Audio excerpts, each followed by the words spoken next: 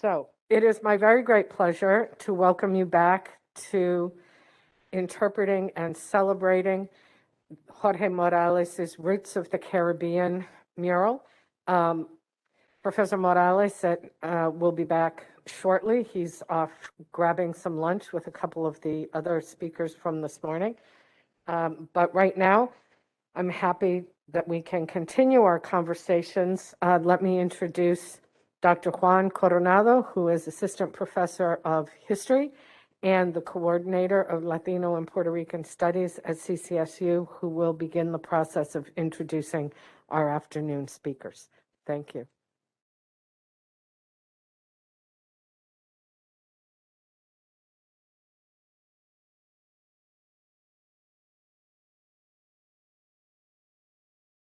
Buenas tardes, and welcome to the second half of our program today, Caribbean Intellectuals Part 2. It is my pleasure to introduce our following speaker. Dr. Laura Lomas is a professor of American Studies, English, and Women and Gender Studies at Rutgers University, Newark. She earned a bachelor's degree in English and Religion from Swarthmore College with high honors and a PhD in English and Comparative Literature at Columbia University, with a certificate in Feminist Studies.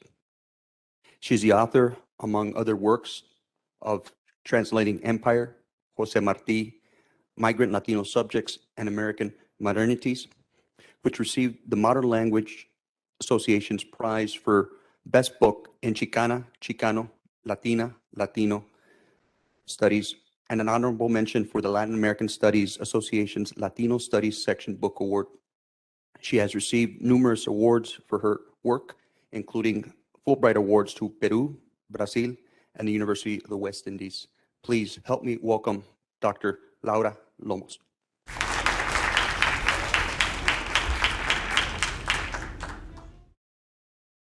Gracias, Juan. Thank you so much for being here. It's been an honor. It is an honor to be a part of this event and just to feel the energy and the vibrations of all the effort to commemorate El Grito de Lares today, as well as to celebrate the beautiful mural that Jorge Morales Torres has graced your university with. I really want to thank, like everyone else, Marianne Mahoney, Juan Coronado, Millie Guzman, and others at the Center for Latin American and Latino and Caribbean Studies for inviting me to speak here. I must admit that I wanted to come in part as a spy because I have taught at a university much like Central Connecticut State University for the past 18 years. And our campus, I think, is a little bit more diverse, but very much like yours. We actually have the distinction of being a Hispanic serving institution because 25% of our students identify as Latinx. And even students who I've met through my work as part of the Latino Studies Working Group that I helped to co-found, they told me that they took over a faculty meeting to demand the creation of a Puerto Rican Studies program. They were fierce, and I was so saddened to find that as soon as the person who, through blood, sweat, and tears, I mean, single-handedly, with no support from the institution, created a minor in Latinx studies, as soon as she retired, they just swept it under the rug. And so in many ways, your center and this kind of program is really an inspiration to me. I'm definitely taking the brochure back to Rutgers just to remind them, because so many of the protests and the demands come from the community. They start on our campuses, and then oftentimes the money gets swept in other directions. So I was hoping here to get invigorated and inspired for my own activism. And I am. So thank you for that. And it was such a pleasure to meet your president, Suman Toro, and everyone who's been a part of your program today. I did want to make one slight amendment to the brochure because it mentions that the Latinx community is one of the largest minority groups. And Spanish surname Latinx and Hispanic people actually, since 2000, make up the largest minority group in the United States. We know from Juan Gonzalez, who happens to now be my colleague at Rutgers in the journalism department, that by 2040, only 2 decades from now, more people will trace their origins to Latin America than they will trace their origins to Europe. So, and President Toro was just talking about this, sort of the urgent mandate that this creates in terms of who is coming to our university and who do we really need to be planning programming for. So I see these as really promising and democratic shifts, but they still await the cultural and institutional shifts that will bring our society and our institutions to reflect who actually lives in them. And it's essential that that our students, people especially of Hispanic and Latin American descent, have access to historical and cultural knowledge of the places where their families or they have come from. My students often tell me when they get, I think, Marianne, you were saying this as well, they get into my class and they're like, wow, no one ever told me this. And so there's something really transformative that can happen in the classroom. It's also essential, of course, for non-Latinx people to know the history of the Americas, not the reductive, criminalizing stereotypes that we still see on our TV sets just a few days ago on the US-Mexico border, probably still today. And that underlie current anti-critical race theory legislation that's prohibiting the instruction of the history of white supremacy, enslavement, and imperial conquest. Actually really think critical race theory, it was something that was just emerging in the 1990s, and I hold on to those resources as precisely a critique of the extent to which the civil rights movement did not go far enough, and we need to hold on to that and respond to the ignorance that informs that legislation condemning children not to have access to information.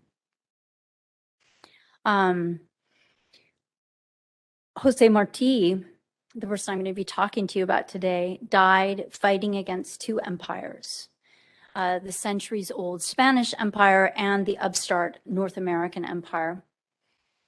Marti figures in the mural that we're celebrating today alongside others, such as Eric Williams, who defined how the wealth and power of these empires depended upon stolen labor,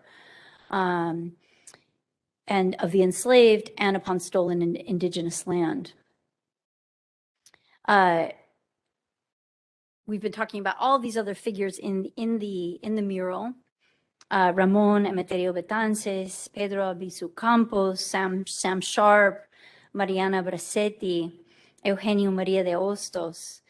And against the ignorance of forgetting our history, Marti charges the university specifically and the governments of the Americas to know the country, I'm quoting here, and govern it in accordance with that knowledge. So there's I want to foreground the extent to which the mural is comparative, and it really asks questions about how we need to redefine our curriculum. We might ask ourselves then what it would mean for the university, for the European and Eurocentric university to yield to the American university. So let me see how I move this. Is it just in the middle? The clicker? No? Is it the center? Oh yeah, okay, perfect. What does it mean when he says the history of America from the Incas to the present must be taught in its smallest detail, even if the Greek archons go untaught? Our own Greece is preferable to the Greece that is not ours. We need it more.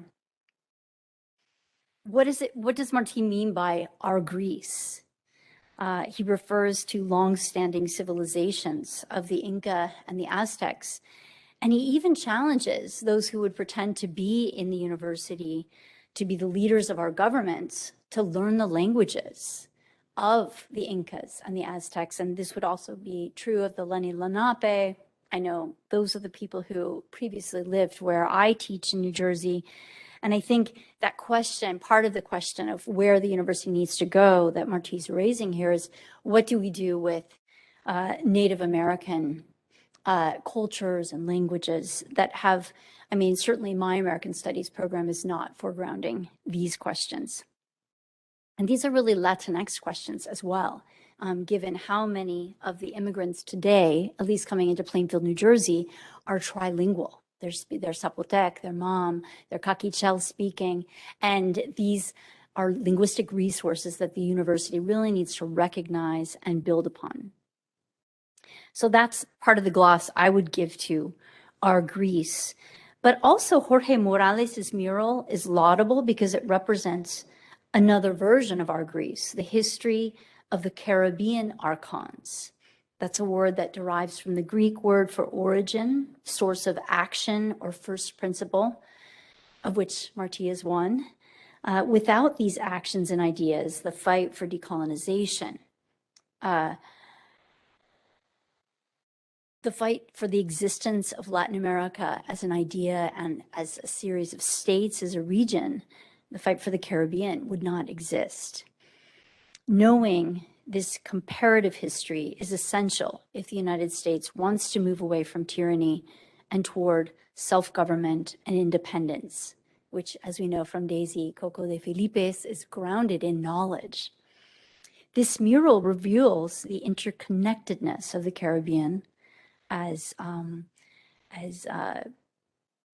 Professor Scarano indicated, of its cultures and its thinkers. Jorge Morales' mural belongs to a long tradition of public art.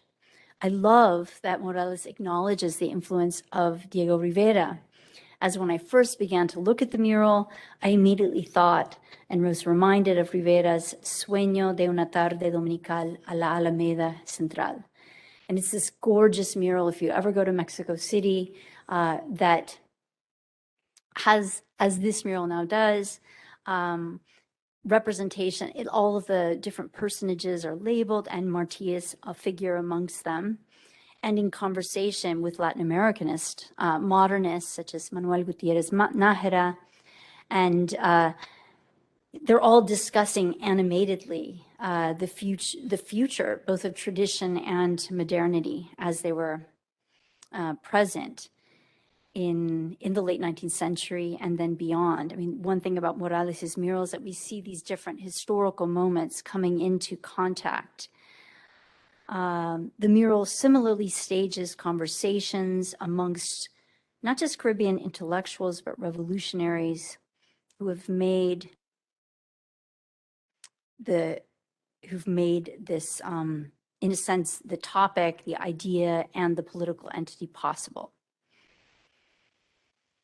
I'm interested in this as a public art artifact, in part because of my own affiliation with the Recovering of the U.S. Hispanic Literary Heritage Project and Arte Público Press, which publishes, it's one of the largest publishers of Latinx literature today.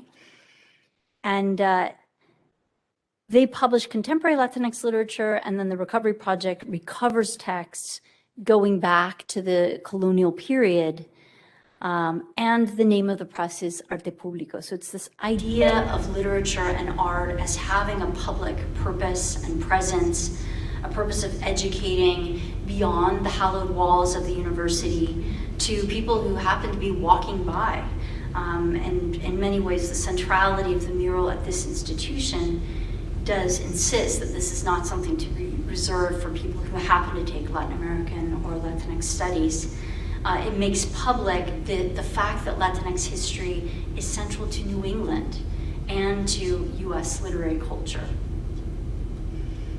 The third person from the left and to the right of Eric Williams is the Cuban Jose Marti. So I'm just going to give a brief biographical, some background here, and then I'll go into some of what I mean by bringing together roots, R-O-O-T-S, and R-O-U-T-E-S. Marti came of age in Havana during the 10 Years' War, where he grew up the eldest of a large family, a child of parents who themselves were immigrants who'd been born in Spain and the Canary Islands. And this is interesting because I know so many of us descend from immigrants who worked really hard. I mean, my immigrant ancestor was the boiler man in Newark. And so Marti also, he doesn't descend from the landed properties. By the time he migrated to New York, he was one of those migrants who had 5 different jobs. And he was really struggling to make ends meet. You know, as an echo of Eugenio Maria de Hostos. His mom worked as a seamstress, his dad was part of the police force, and he was always in and out of work. Despite having Spanish parents and traveling to Europe as a child, Marti became radicalized during his education with an independence-minded professor, Rafael Mendive. And by the age of 16, he identified with the project of Cuban independence. In 1869, he wrote a letter encouraging his friend, Fermín Valdés Domínguez, not to sign up for militia training with the Spanish forces. And this is interesting because he never actually sent the letter. And when the police raided his house, they found the letter, and he was actually sentenced to 6 years in prison. He only served 6 months of those years, but he was doing hard labor. And so when he was living in Paris, because eventually after serving his 6 years, he did go into exile. He lived in Spain. He studied law and philosophy and literature there. But whenever he encountered someone else from the Hispanic Caribbean, he would like drag them over into those archways on the sidewalk and rip off his shirt and reveal these the scars of that time. And the scars affected him throughout his life, insofar as he was always committed to his island. Marti, historically and in criticism, has primarily figured as the father of the Cuban nation. But we see in Jorge Morales's mural that he belongs to the Caribbean, and he belongs to the Caribbean diaspora. My scholarship follows the work of Julio Ramos to excavate Marti as a migrant, as a deportee, and also as a theorist and a translator of empire from within New York. So he's also a forerunner of this largest minority of Hispanic and Latinx people in the United States.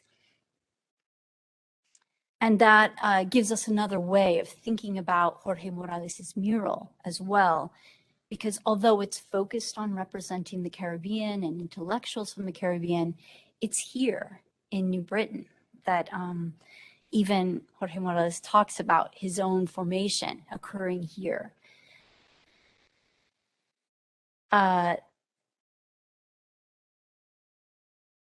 Marti's deportation from Cuba to Spain and then his subsequent flight against the prohibition of the Spanish colonial forces begins to define Marti's roots, R-O-U-T-E-S, outside the Caribbean, which reinforced a sense of connection and roots to his distant, not yet existent homeland. I think that's really important to emphasize, that when Marti was writing about and dreaming about the existence of Cuba, it didn't yet exist. It was an idea. It was, as he says, you know, the trenches of ideas are as important as actual military trenches. And that's just to say that when you're writing your papers and you're thinking of your ideas, you need to think about how significant they can become. In New York, between 1881 and 1895, Marti became radicalized by his experiences as a migrant, as a Spanish-speaking migrant.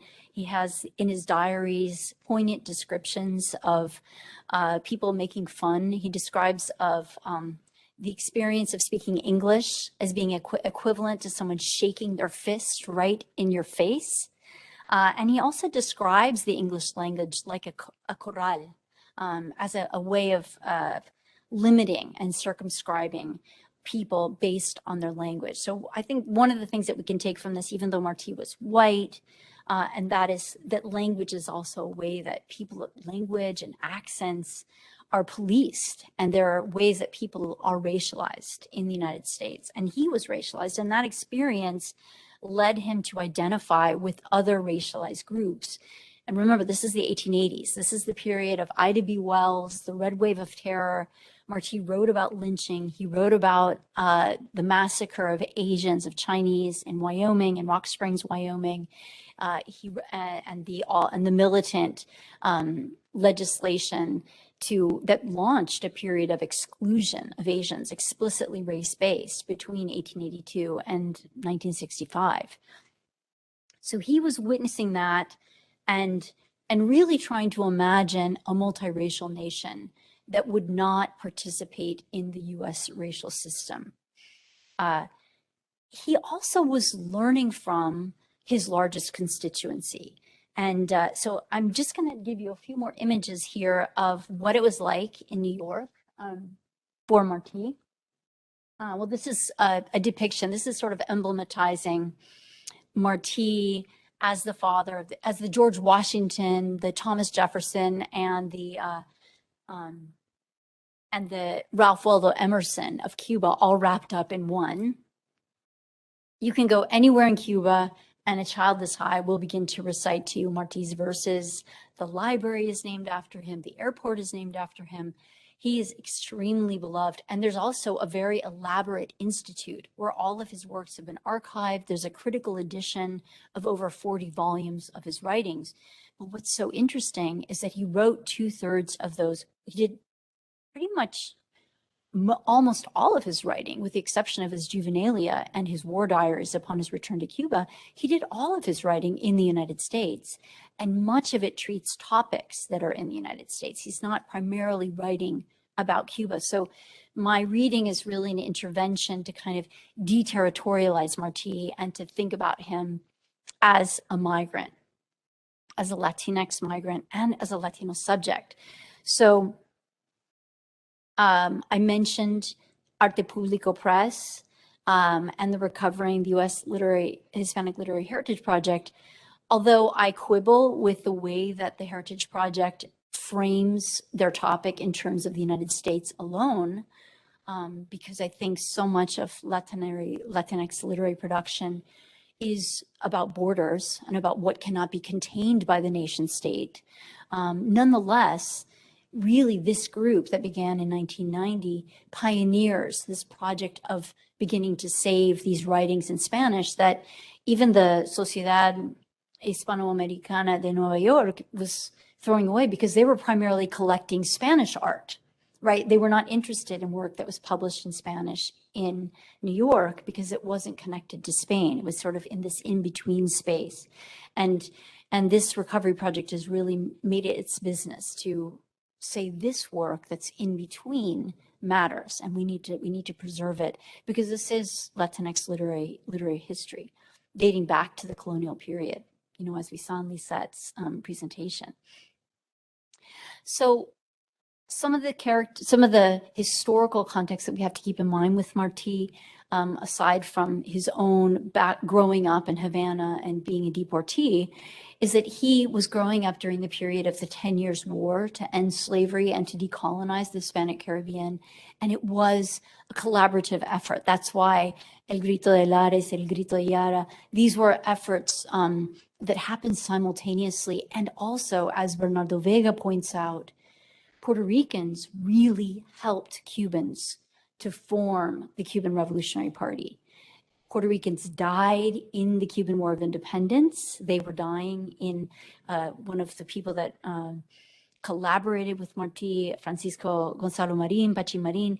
He died out there in the Manigua fighting. And it's been an important project of Olga Jimenez de Wagenheim to commemorate those people because they're also in this kind of in-between space. I mean, they're dying in Cuba, but they're Puerto Rican, so the Cubans don't really know who they are, and the Puerto Ricans maybe have lost touch with them as well.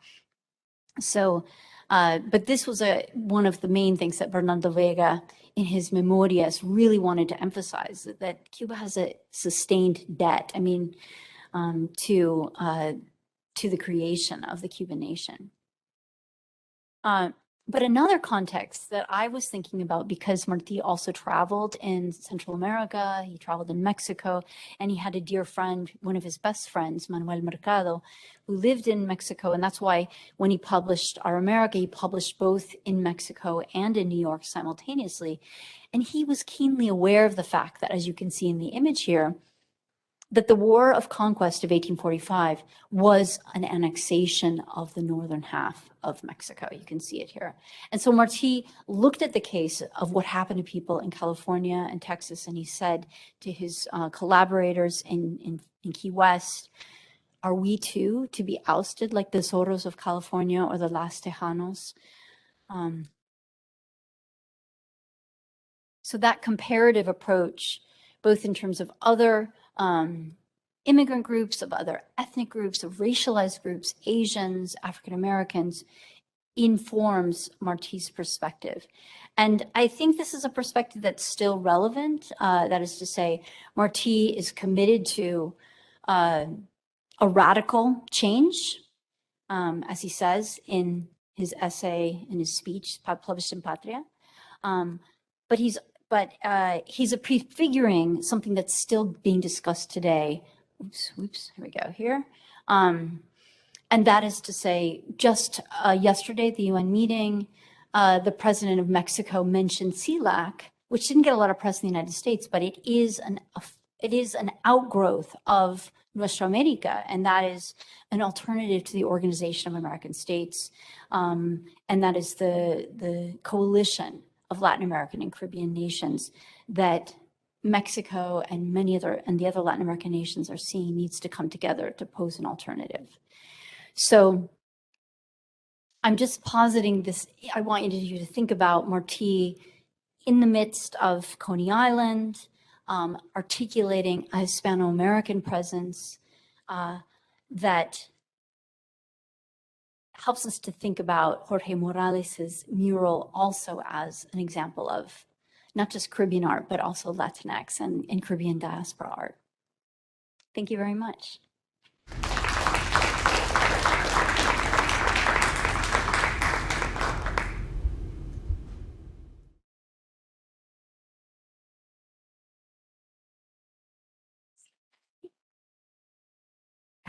Thank you, Professor Lomas.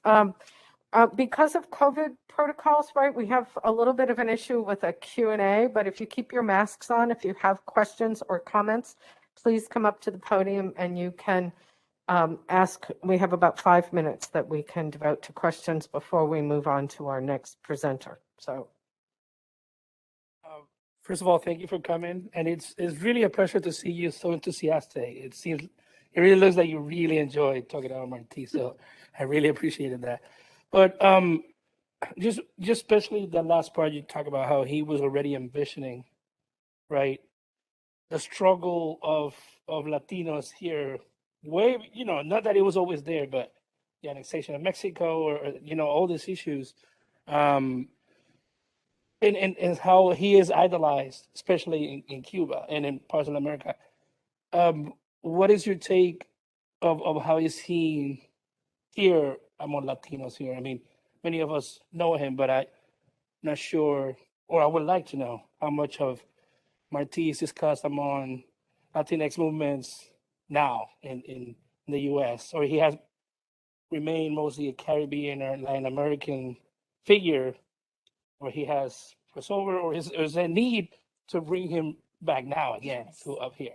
I mean, I definitely think it's the latter. I mean, there is a movement among scholars. For example, recently I contributed a chapter to a book entitled The Latino 19th Century. So I think scholars are definitely interested, and but there's also a lot of resistance to the idea of thinking of Martí as someone who was in the United States. I mean, that's for the gusanos. That's what the Cuban revolutionaries say. And then other Latinx people maybe see Martí as somehow foreign. But I think just recognizing this print community that was created in Patria, but in so many periodicals where Martí published. So that's where the Recovery Project comes in documenting I think there are 1,500 periodicals in Spanish, and Martí is really a part of that that effort to bring Marti back into a discussion of Latinx studies.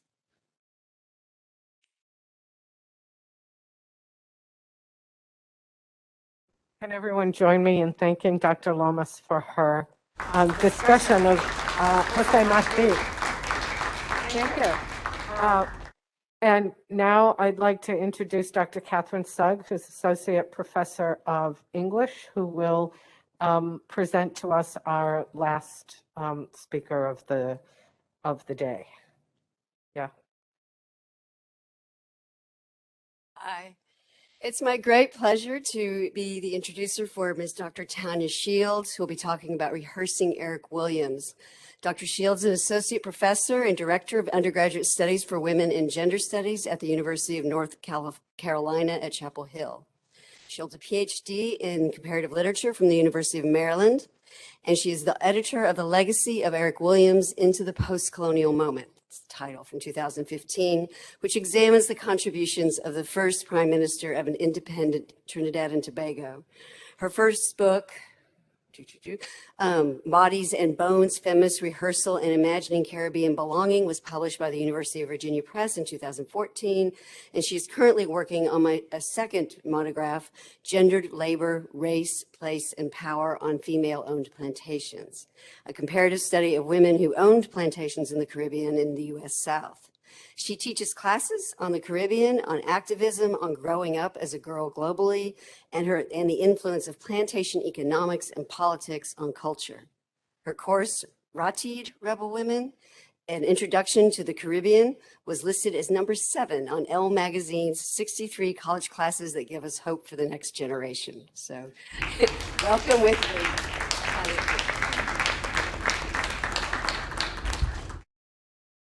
Thank you so much for having me. I'm really delighted to be here, and I'm just impressed by all the troopers who are here to the end, because I know it's been a long, though rich and rewarding day. Like everyone else, I too want to thank your fearless leader, Dr. Marianne Mahoney. I also want to thank Millie and Catherine and all the students who worked so very hard to make this event possible.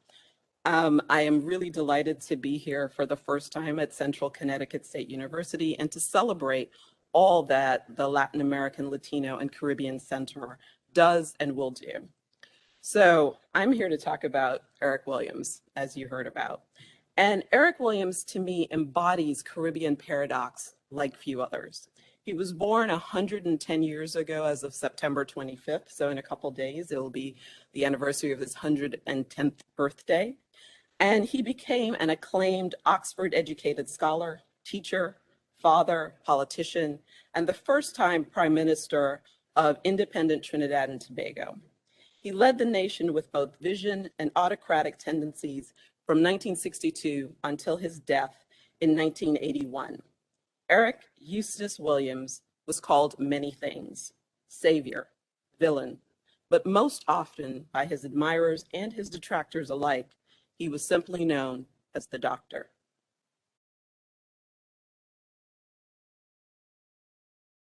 So my remarks today are structured based on the instructions from Professor Mahoney.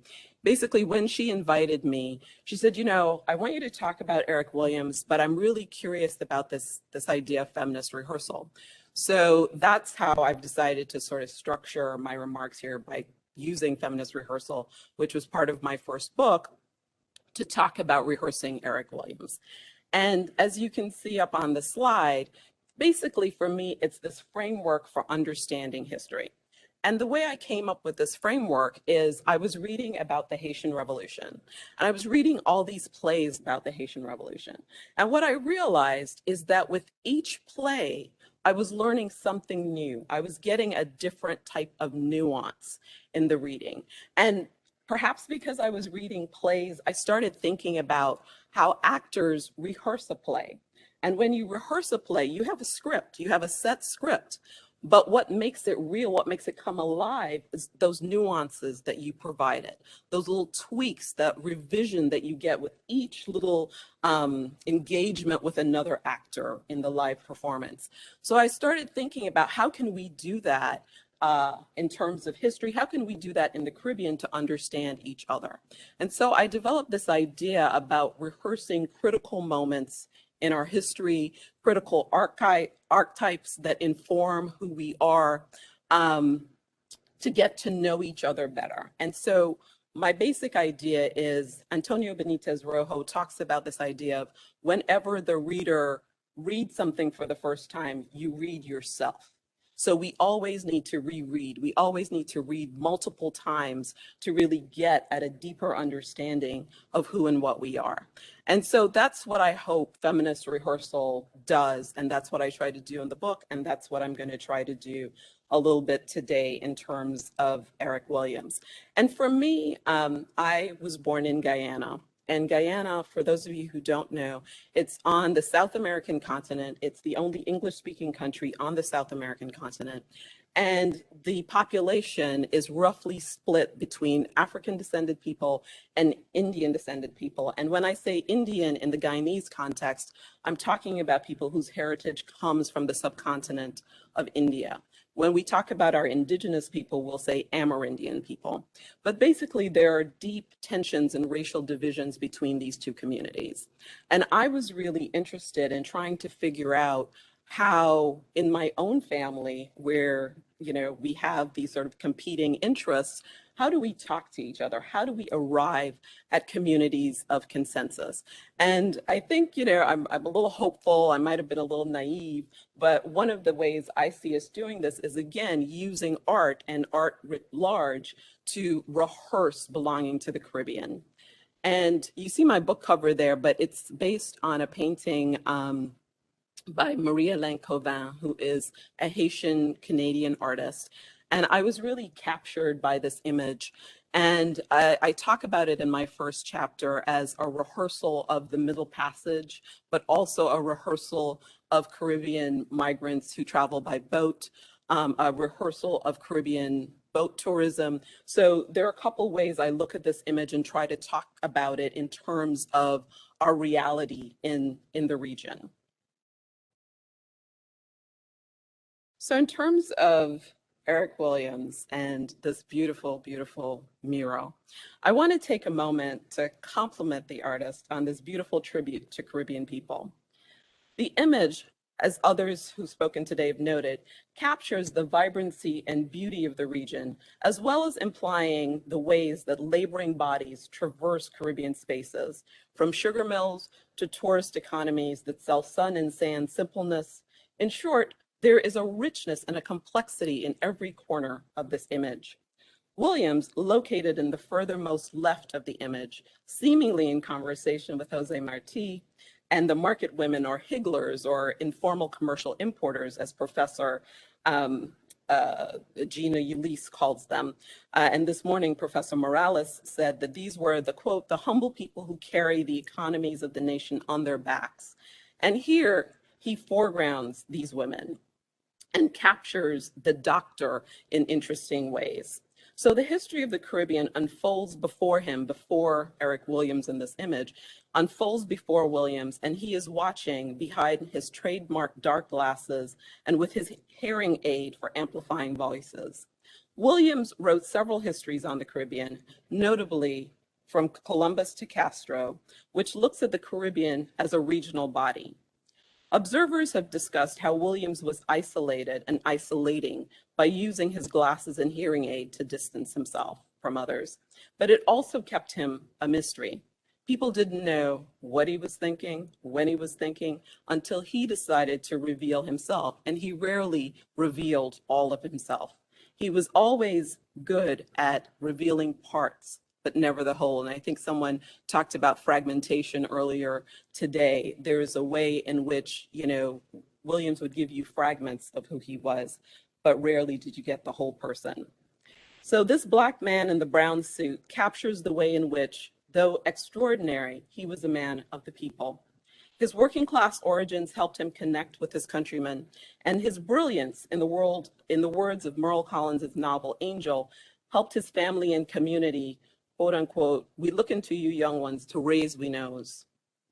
And that means that we're looking to the youth, we're looking to you all to attain education, which will transform not just our class position, but how the society views and treats us. So this raising of the nose or the lifting of community came through educational excellence, an education that often alienated working class children who did well from their parents. Nonetheless, it was still valued. For much of his career, William straddled the fence between these poles. He was able to speak in the vernacular and to connect the dots that many Black Trinbagonians, and that's a fusing of Trinidad and Tobago, for those audiences. There are many aspects of this mural that capture my imagination, but I can't discuss them all. But the inclusion of working women as a counterpoint to Caribbean male genius is a tribute to the Caribbean every woman. These working women who populate the image are the backbones of the nation and are so often the conduit to our roots. So I really appreciate seeing them. If I were to use this image to rehearse something, I would focus on the laboring bodies and interrogate the story that they tell us while exploring the tension between manual and intellectual laboring. How does this image help us simultaneously celebrate and rupture the sand and sea image of the region?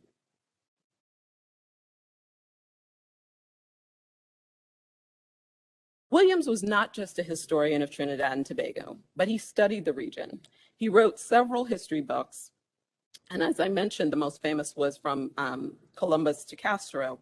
And while some critics find this history a bit heavy-handed, it was a great introduction to understanding what Kamau Brathwaite's call the submarine connections of the Caribbean. And basically, Brathwaite is pulling on this idea of Deleuze and Guattari about the rhizomatic connection. So you think of a rhizome as something with free-floating roots, so getting back to that roots idea. And basically, it's this notion that in the Caribbean, we are connected beneath the sea, that our roots are floating together, connecting all of us. And I think that Williams's work tried to do that. Not only was he multilingual, he spoke several languages, but he went to Cuba, to Haiti, to Martinique, to Jamaica, to do research, to bring all those pieces together. In the words of novelist and philosopher George Lamming, he says that, quote, "It is the regional thrust and character of his mission as historian and intellectual that put me forever in his debt. Every novel of mine carries some trace of his research." End of quote. Williams' multilingualism, like the Higglers who sit before him in Professor Morales Torres's image, to Lamming's mind, makes the critical difference. In addition to his histories and historiographies, Williams also wrote, as some have referenced, Capitalism and Slavery. In brief, this work was based on his dissertation and traces the economic legacy of enslavement. Williams contends that slavery in the Anglophone Caribbean didn't end because of moral or altruistic reasons, but it ended because it was no longer profitable to enslavers. William Darity Jr. notes that capitalism and slavery argued that through their enslavement, Africans and the imperial agendas of the English and French had a far-reaching demographic, economic, and political impact on the West Indies. According to Darity, Williams not only located the origins of racism against Blacks of African descent at the start of the Atlantic slave trade, slave trafficking, as we talked about earlier, but he also argued that colonial slavocracies in the West Indies, through the wealth and labor they produced, ushered in Europe's industrial age. Moreover, in Capitalism and Slavery, Williams contended that the British abolition of the slave trade in 1807, again, was something that was only made possible because it was no longer profitable. And what he does throughout the book is he traces the wealth of these enslavers. And I won't go into a long description, but one example that he gives is the Beckford family of Jamaica. And he talks about how, he says, quote, "They were an old Black preserved family dating back to the 12th century. One died for his king in 1483. Another found in the English conquest of Jamaica a means of retrieving family fortunes. In 1670, Alderman Sir Thomas Beckford one of the first absentee proprietors, was getting £2,000 per annum for his Jamaican property, clear of all charges. And at his death in 1710, Peter Beckford was in possession of the largest property, real and personal, of any subject in Europe. In 1737, his grandson, William, inherited the family wealth and became the most powerful West Indian planter in England. In 1837, Beckford was awarded over £15,000 by way of compensation for owning 770 slaves in Jamaica. And he goes on and he lists other families and how the wealth that they got, not only from the free labor of enslaved peoples, made them wealthy, but once emancipation came, instead of reimbursing the workers, the British reimbursed the enslavers. And so they got the money. And so what Williams does throughout his work is he makes that connection. He tells you how much money they got. He tells you what they did with that money. He tells you what they built. He tells you which churches they donated to. He tells you which universities they gave to, which art institutions. So he makes a real clear and direct link between the money that they got from enslaving people to how they built their wealth and culture in places like England. In terms of rehearsing Eric Williams, his scholarship has set the bar and influenced work on the region that followed. Currently, scholars including Vereen Shepard and Hilary Beckles cite capitalism and slavery as a foundation in the Caribbean quest for reparations. Williams, illustrating how various Europeans came into the region with pennies, but left with enough wealth to endow educational institutions and others, as I've mentioned, more than demonstrate the way that Europe underdeveloped the Caribbean. This phrase, which I think Beckles uses, is a play on Walter Rodney's seminal How Europe Underdeveloped Africa, scholarship that clearly carries Williams's stamp. Like Williams did with the Caribbean, Rodney explored how European capitalism and prosperity underdeveloped the continent of Africa. Also, like Williams, Woodford Square University, which I'll speak of shortly, Rodney also had what he called groundings with his brother, community conversations with people that went beyond the university. In this way, the mighty Walter Rodney rehearsed Williams and is a descendant of Williams's work. Rehearsing Williams's intellectual legacy means not only understanding a deeper notion of the Caribbean, but also rehearses the current quest for reparations. The shades of both of these are radical projects meant to develop the region. Earlier in the 20th century, C.L.R. James, another radical Caribbean intellectual from Trinidad and Tobago, and a one-time mentor to Eric Williams, argued that artists build nations. Specifically, James recognized that artists who believe in a Caribbean nation are not only beholden to offer their vision in the public sphere, but they also need to use popular forms to connect their art to the people in order to create a larger discourse, kind of like the mural that we're discussing here. James believed that when the creative intellectual artist reaches the popularity of the Calypsonian, specifically a Calypsonian like the Mighty Sparrow, the artist will have quote unquote arrived, he said. James addresses a critical theme in this context, that the development of a liberating national consciousness is predicated on an artist's connection to the audience's home. A national audience reinforces a liberating national consciousness, and the artist must have a connection to the audience. He, she, they must speak in the people's language, primarily the vernacular. And Williams was a political artist. Some might say he was a political con artist, but he was able to do precisely what James suggested. He was able, particularly in the early part of his 25 years in office, to speak in the vernacular. As Prime Minister, Williams's government made education a priority, and he opened schools all across the country. In addition to these schools, which were just a drop in the bucket and not as well resourced as the schools needs to be, Williams also used the public space of Woodford Square, named after a colonial governor, but it's now clearly Williams's territory.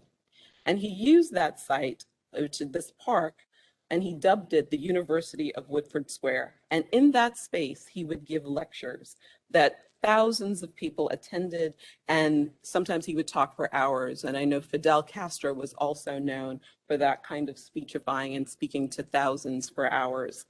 One of his most famous speeches is Massa Day Done. And this is an example of how he intertwined complex social and economic history with contemporary political issues. In this speech, delivered in March 1961, Williams makes Massa both generic and specific.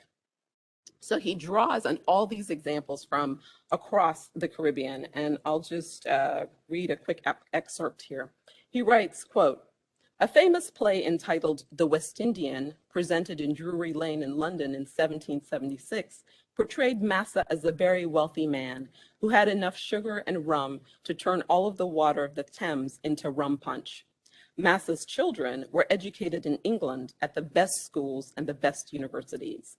And it was openly and frequently claimed in the long period of the British controversy over abolition of the slave trade and abolition of slavery that Oxford and Cambridge were filled with the sons of West Indian Massas.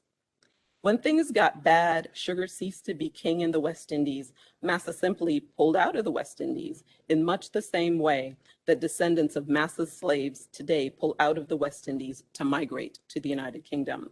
And then he gets specific without using names. He talks about one family on the island of Nevis, and he says, you know, this family, the first person, the family came and he only had 10 pounds in his pocket. He quickly was able to amass wealth. He owned slaves, and he then goes back to England and is one of the richest men in England. So he talks about, he says, Massa left behind Nevis as undeveloped as he found it. The wealth that should have been plowed back into Nevis was to save it from its present disgrace of being a grant-sided colony, went to fertilize industrial development everywhere in the world except in the West Indies. And again, as I mentioned before, this becomes a critical claim that professors like Hilary Beckles and Vereen Shepard are using to talk about the reparations movement in the Caribbean. To the contemporary, and what Williams does is he talks about these Massas across the Caribbean space, but then he gets real specific. So he says to his audience, he says that Massa used violence, the whip, and he also used the laws, because remember, slavery was a legal system. He uses lack of education to maintain a stranglehold on economic and political power. But Williams says, but now you have the power, because in 1956 we founded the People's National Movement. And Williams says PNM stands for Dignity of West Indian Labor. Today, with the PNM, the worker's right to establish trade unions of his own choice and to bargain collectively with his employers is recognized by all but the most obdurate, who still regards Trinidad, as Massa did, as a place which the ordinary conventions of human society ought not to apply. Massa passed laws to forbid non-Europeans from being jewelers or lawyers. Today, under the PNM, the right of the West Indian to occupy the highest positions in public and private employment is axiomatic and being increasingly enforced. So again, he goes from this broad history that is regional, and he brings it and he makes it really specific to his audience in Woodford Square. This is how you can make a difference. This is how you can triumph. This is how we can build a nation that throws off the shackles of slavery. Through his work as a public intellectual, Williams helped his audience rehearse their past of enslavement and indenture. By rehearsing this history as a collective community, Williams cultivated consensus among his followers, while also radicalizing a group of working and lower middle class people who had not enjoyed the fruits of work of their ancestors. Williams's lectures helped his audience revise history by including theirs. As one body in the audience, they moved, swayed, hummed, and amened with him, their bodies attuned, like those in rehearsal, to the nuances of his movement through time and space. And what's interesting is in reading people like George Lamming or Rex Nettleford, who write about these lectures in Woodford Square. Many of the people who went to Woodford Square went with their parents. And some of those people grew up to become radicals that challenged Williams during his time in office. So there is a way in which he radicalized an audience that ultimately challenged him. From Jose Marti's articulation of Our America to Wilson Harris's take on indigeneity, Caribbean intellectuals have extended themselves and their talents to create viable post-colonial moments, to shrug off the violence of Europe's colonial enterprise. In the Caribbean, what does it mean to be a post-colonial leader, particularly one who serves as a bridge from slavery to freedom, or as a bridge from a colonial space to an independent space?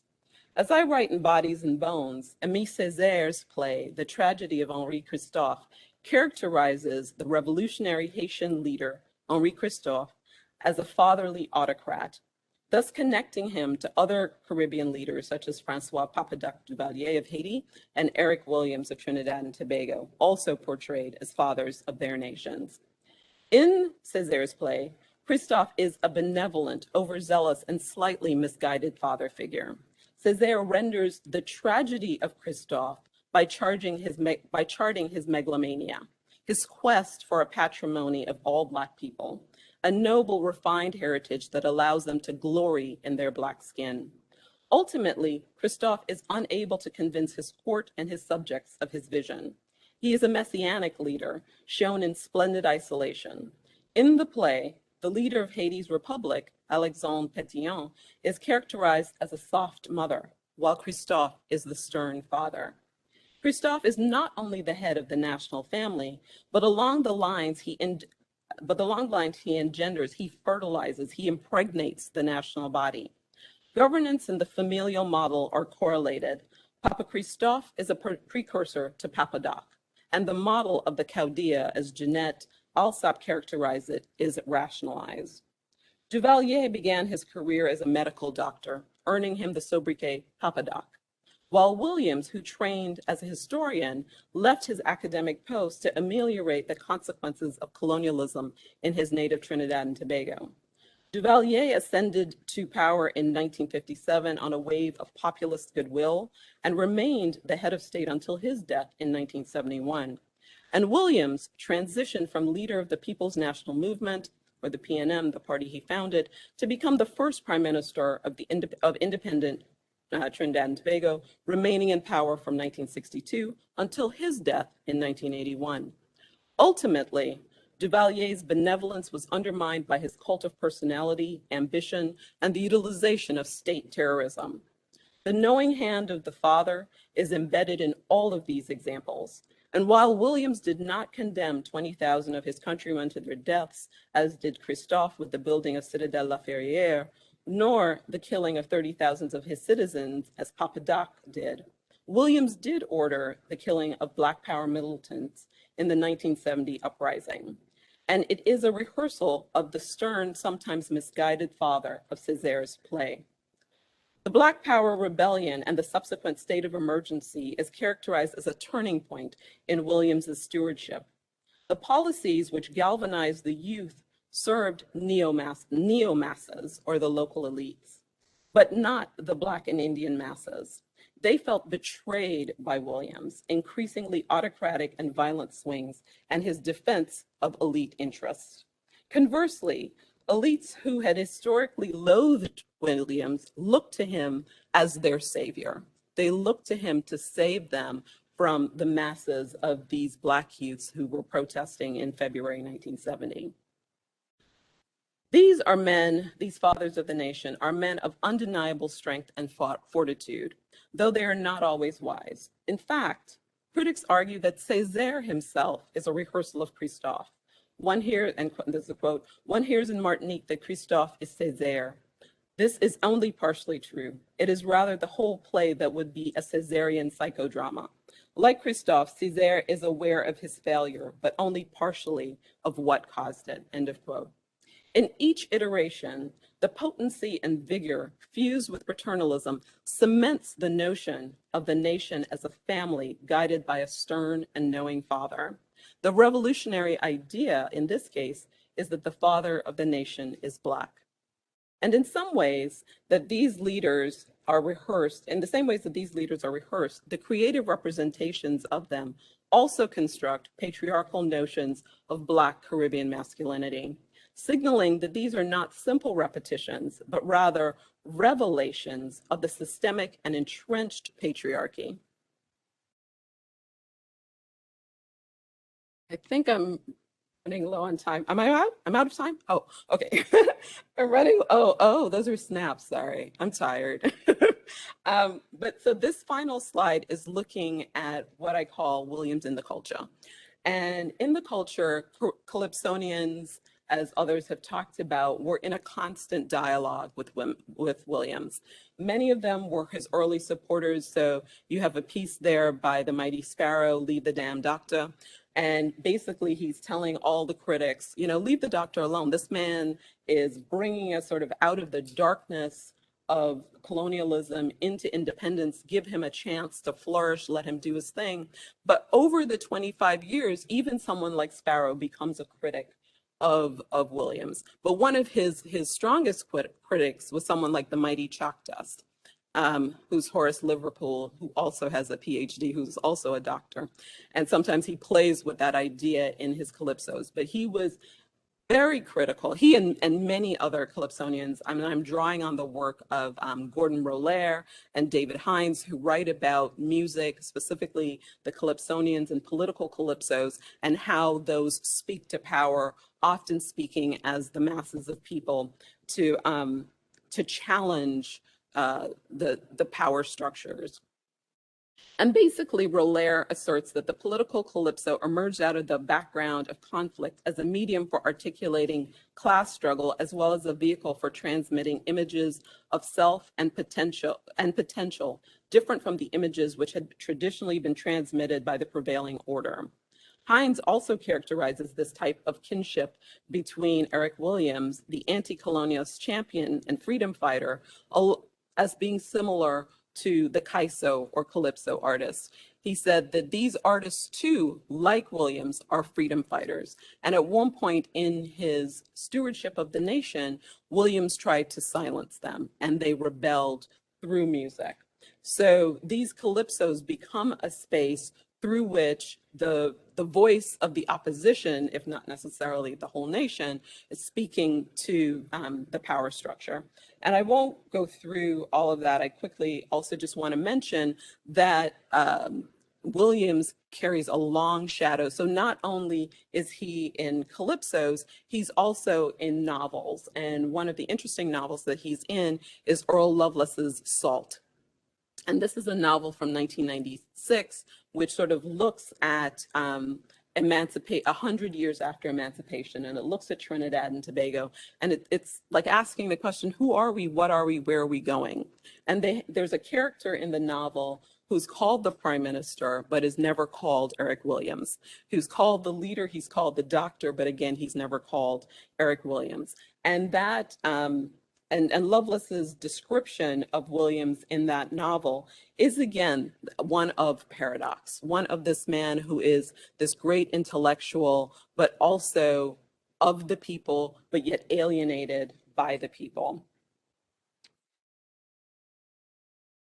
And basically with these representations of Williams and cultural artifacts, that they rehearse him as a complicated father of the nation who through these various iterations take us beyond the sand and sea to a history that allows us to understand new dimensions of the man with each engagement. Thank you for your time.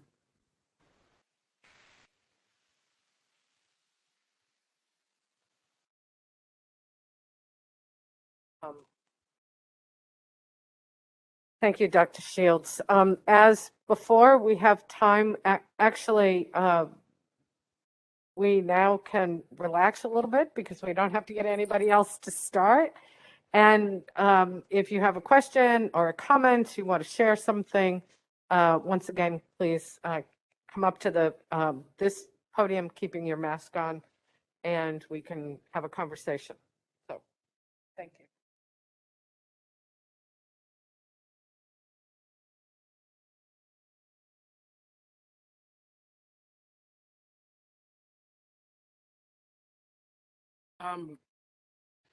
A huge question, but I'm just interested in, and because we ended up in the day on Williams, who ended up being the leader of the country, versus Martí, who was an inspirational leader, or the folks at the Grito de Lares who attempted an independence, that in the case of Puerto Rico never happened. But and all these inspirations, especially growing up in Puerto Rico, always moved me, and always looking at people who achieved their independence one way or another and led their country in the case of Williams. And today, in the last, 30, 40 years, with all these dreams of independent nations and the issue of debt and the issue of the modern day capitalism, how the masters, enslaved, sold the slaves, and now in Puerto Rico is $80 billion, and Jamaica owns another bunch of $1 billion.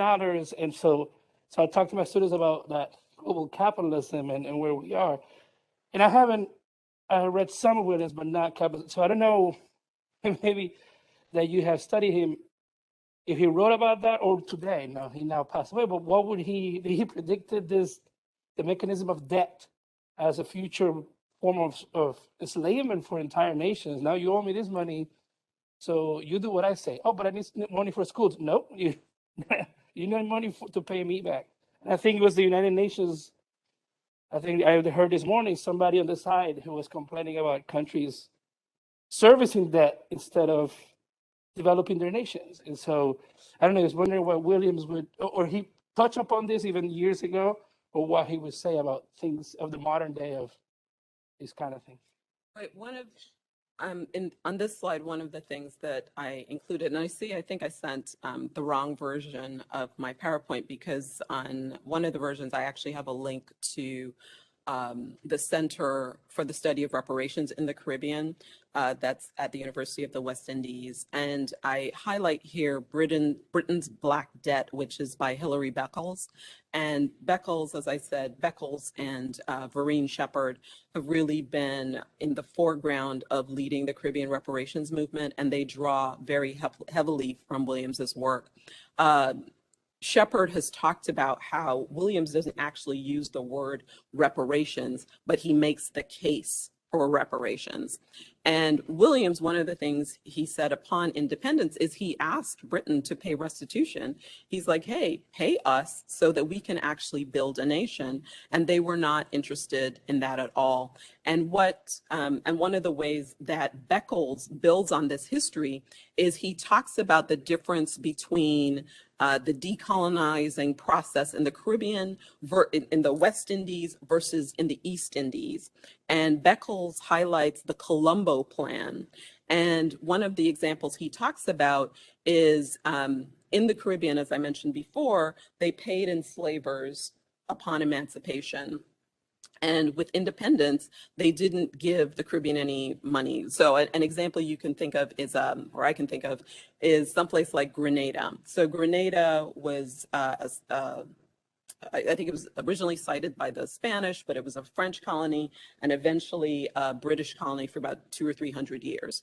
And in that time, and I can't remember the specific number, but in current day dollars, it earned Britain about $5 billion. And upon independence, does anybody know what Britain gave Grenada? Not quite zero. Gave Grenada 100,000 pounds, gave it to Eric Geary to pay off some workers who were on strike, but also gave them, and I love, these details of history, gave them a silver tea set and some Wedgwood china, because, that'll take your new nation a long way. But Beckles talks about examples like that, but he talks about the Colombo Plan, where Malta, when Malta was becoming independent, Britain gave Malta something like 57 million pounds.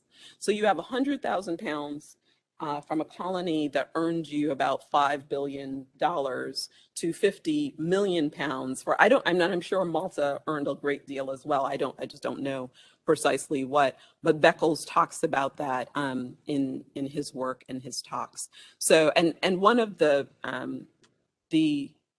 Caribbean, CARICOM, the Caribbean community, has a 10-point action plan around reparations. And one of the things is debt cancellation. So it's a direct line drawing on Williams's work.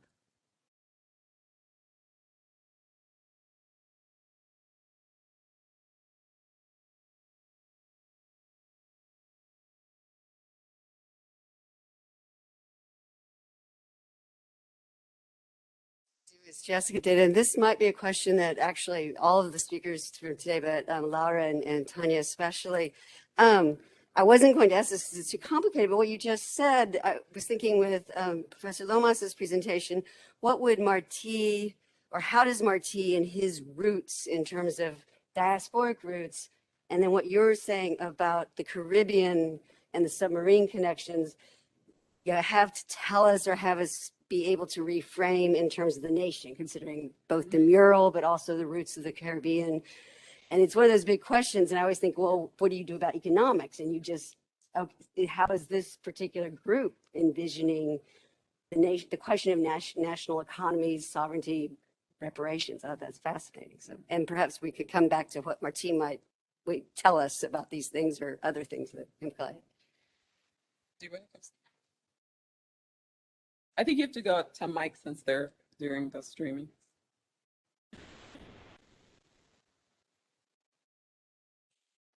Go with the idea of the nation, but I think we're in a different historical moment where we have to interrogate the limits of the nation. And I think in Native American studies I just border studies really pushes us in that direction. So I think it's a blind spot in Martí's case, precisely because of that patriarchal genealogy and the critique of the way that the patriarchy is and the family model is so much infused into the nation as a model. And I think I would say, like, there's nation and then there's nation. You know, that part of what's interesting to me is sort of how the nation functions. And I think, Professor Torres, I'm trying to remember the quote you used this morning. I think it was you. somebody this morning talked about homeland, and I'm missing the precise connection, but how it sort of lives inside of you. And I think for me, as a Caribbean person who migrated to the US, that I feel like I became more fully Caribbean in the US, that my migration has made me see the unitary connections in the region in a way that I don't know if I would have seen it if I remained in the region. And so I think that sense of nation, that sense of we are connected spiritually, is something that's very important to me personally. Can that be translated to a political form? I don't know. I don't know. I think, we were having this conversation at lunch about the flags and how everybody loves their flags and everybody likes to run to their flags. And that kind of nationalism, I think, can sometimes constrain us from challenging. It makes us narrow. But I also want to say, I don't think I'm sort of the same down with nationalism as many scholars are, because I think post-colonial nationalisms were nationalisms that allowed groups of people that had been previously enslaved, previously marginalized, to coalesce around ideas and work for their own independence and liberation. So, it's a mixed bag. I just wanted to mention, because I was thinking about Martí and Betances, the differentiation between what we would call nationalism or nations as opposed to a sovereign state, which are completely different. One is a legal construct, the other one is more affectional, sociological, etc. And I believe, I might be wrong on this, From Columbus to Castro was another book written by Juan Bosch, which I hope that is another figure that we can examine in the future.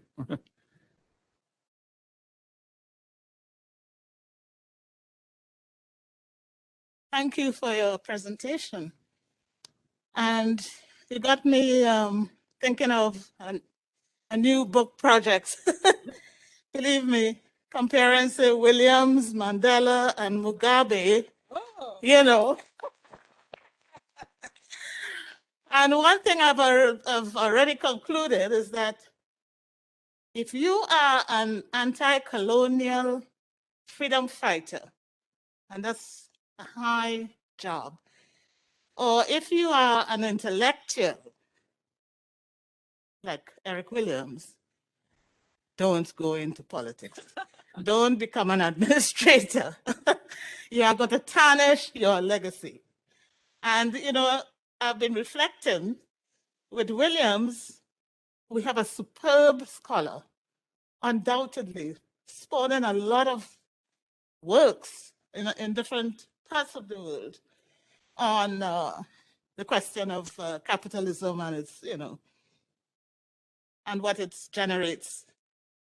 But as a leader, I wouldn't give him a 0, but on a scale of 1 to 10, maybe about 4 or 5. Whereas as a scholar, 10. You see, Mandela, the same. I know there are some Mandela lovers for both sides. You know. Mandela, wonderful anti-colonial activist, no doubt about it, against apartheid. When he got into power, though, you may not know this, but he sort of, you know, went into a sort of neoliberal framework and failed to bring about real change in South Africa, so that even today, 80% of the land is still owned by the former apartheid elite.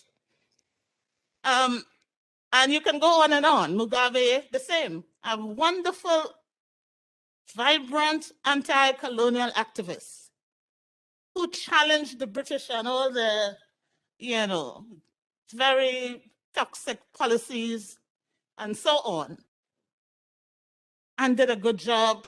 Give him a 10. When he got into power, down to probably, you know, 3 or 4.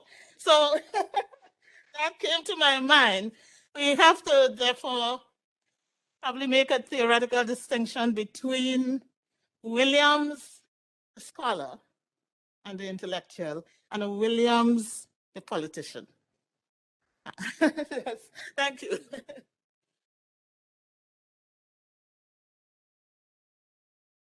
I think that's going to be a great book, though.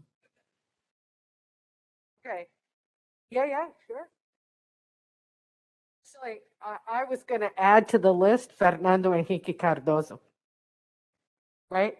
Anti-imperialist scholar, neoliberal president of Brazil. I think that maybe we can end with one question. And you raised one of the most important points, not only about those leaders, but I think that that's a problem for leaders after them and leaders today. What happens to those anti-colonial fighters, advocates, activists, once they get to power? What hinders them from developing the agenda that they initially had in mind? So the question, perhaps in the study, in comparing, is trying to find out what stopped them and what continues to stop those leaders. And I'm going to use as an example Luis Muñoz Marín in Puerto Rico, for example, because at the beginning, I can think that he's someone who started with a similar agenda, perhaps, but in the end, it ended up differently. So the question is not grade them from 1 to 10, but ask what prevented them or what changed them once they got there. I will be the last apologist for any of these examples that we have examined. There are many, many others. What I want to propose is that I remember Betances used to say, Spain cannot give what they don't have in that historical context. they cannot give liberty or freedom or democracy because they were not experienced that in Spain.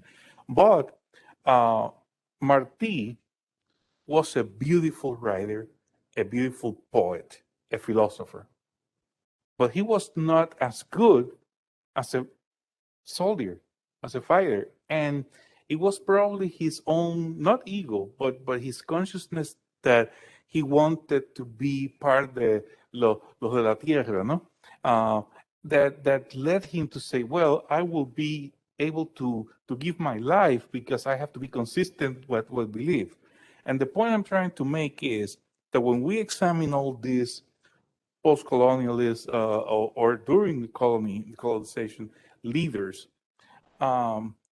let's also examine the limitations, structural or otherwise, that brings, because in Puerto Rico, there's a popular saying that no es lo mismo llamar al diablo que verlo venir. So it's not the same to call the devil to see him coming. And the point is that once you are there, you have to experience a number of things that others have not. And then it's much more difficult to navigate those waters. I am never going to defend Muñoz Marín, though. Yeah, and I think part of what you're saying is we have an ideal and then there's the real. You know, like we have a vision, and when we don't have the power to do anything or the power to do much, let's say, or we don't have institutional power, we can vision all we want. But then when we get power, the institutional power, when we're running things, there's a practicality that comes in. Like, what is pragmatic, you know, given the conditions? And I think that one of the things in the legacy of Eric Williams, David Hines writes the afterword, and Hines is a political scientist. And one of the things he talks about in that afterword is trying to sort of triangulate between not only various constituencies, but what can I actually do with what I have? And he, you know, I think all of Williams's critics, even those who are his fans but can be critical about what he did, all acknowledge when Williams went astray and his own sort of personal failings that then become national failings because he's the head of state. But I think that that tension between the ideal and the real is quite real. Right. Thank you, Dr. Shields. Yeah. So we've come to the end of the day, but especially this last conversation has gotten me thinking about, right, we are the Latin American, Latino, and Caribbean Center, which is an unwieldy title, right, that doesn't easily shift to initials, right? But in our last conversation, I wasn't just making a joke about Fernando Henrique Cardoso, or, for example, Salvador Allende, who was martyred on September 11th, 1973, but who never expected the wave of popular movement and motivation that his government would unleash, right? That he expected, from what I gather from the major scholars of the field, that it would take 10, 20, 25 years to bring about his goal of socialism through democracy, right? But that Chileans, and particularly working class and working people, country people in Chile, were impatient. And I can't blame them and say, like, we're tired of this. It's time to change.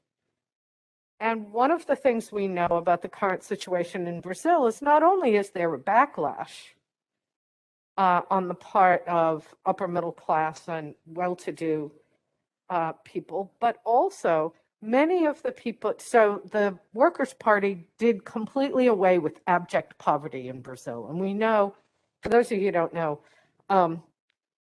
Brazil at the time was like the seventh, eighth, or ninth largest industrial economy in the world, with social statistics similar to those of Haiti.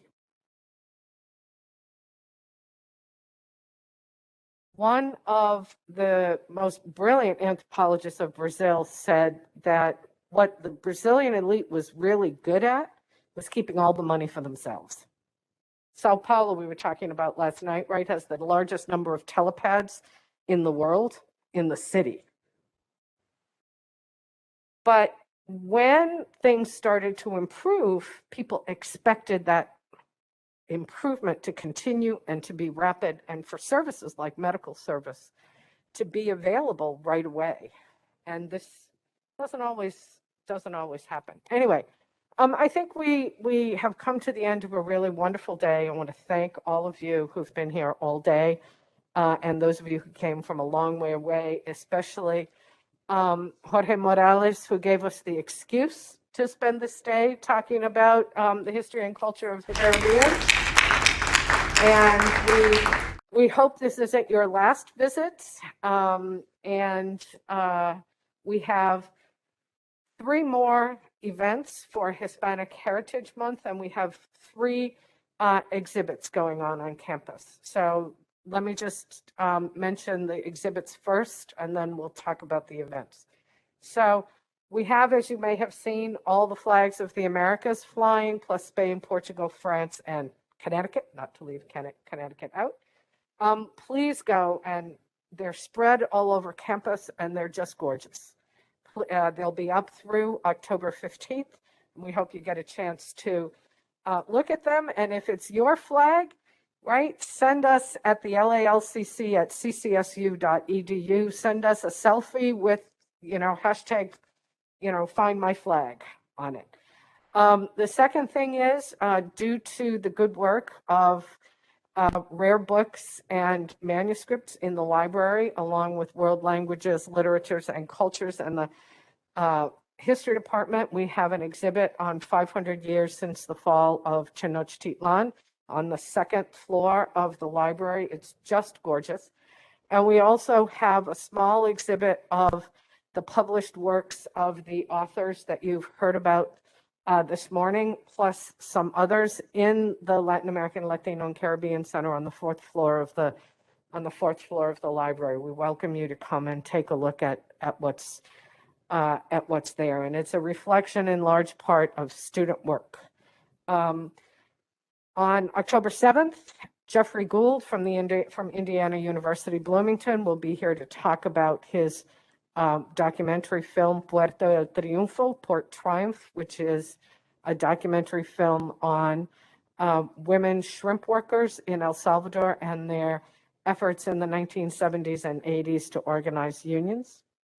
On October 11th, the World Languages, Literatures, and Cultures Department is running an online event on the 500th anniversary of the fall of Tenochtitlan. And then on October 13th, we're having another whole day-long conference called Living Las Americas, Health, Politics, and Society. And we're going to be looking at things related to COVID. We hope you join us, and thanks for coming.